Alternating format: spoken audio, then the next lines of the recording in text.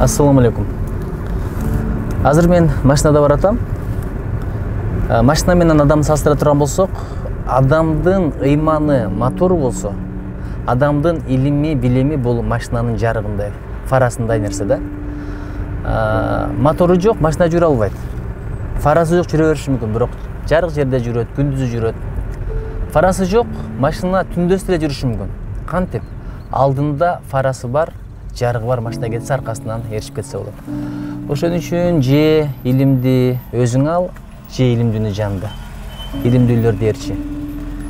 Биз үчүн ошол фарасы бар, жарыгы бар, бизге баш көз боло турган, жол көрсөтө турган адамдар бул алымдар. Раматлык Чубак ажеке, Апшыкыр ажеке, Максат ажеке, Садыбакас устаз, Хамза устаз, Махмуд устаз, Шерайжин устаз сыяктуу залкар алымдарыбыз.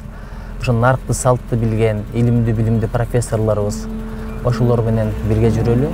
Ошол үчүн айтат го, же илим алуучу бол, же илим алгандарды угуучу бол, же болбосо илимди сүйүүчү бол деп, башкасы болбо деп.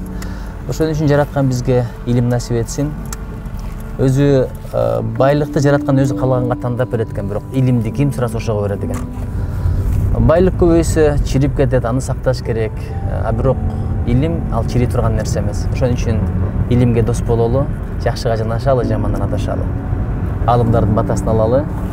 Ким эгерде алымды сыйлабаса дейт, ага илим жукпайт дейт. Ошон үчүн алымдарды сыйлап, батасын алып, өзүбүз дагы илим алалы. Бирок мен бир деген түшүндүм, илим мындай жыргап, курсагы ток, жакшы акыбалда алыш өтө кыйын экен. Илимди жараткан көрсө мусапырчылыкка бекитиптир. Ошондой эле машакатка, андан кийин мындай ачкачтыкка бекитиптир да. Ошон үчүн илимди машакат менен болсо да алалы. Илим эки дүйнөгө бизге жарык болот, нур болот. Ассаламу алейкум.